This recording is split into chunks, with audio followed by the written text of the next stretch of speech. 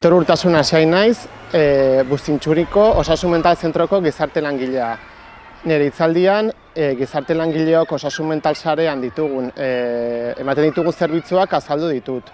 Ondoren, COVID-19 aurreko jokabide soziosanitarioa ere aurkeztu dut, esplikatu egin dut, eta nola osasun mental zentroetatik nola jokatu genuen jokabide hori jarraituta.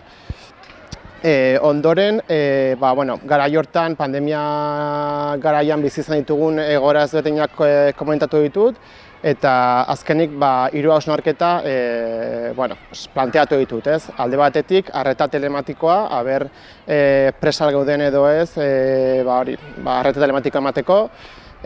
Ondoren, osasun mentalaren estigmatizazioa COVID garaian nolako izan zen, nolako izaten ari da, eta azkenik osasun mentalaren pandemia hedabideetan eta sare sozialetan hitz egiten hasi da, eta horren inguruan ere hausnarketa txiki bat egin dut.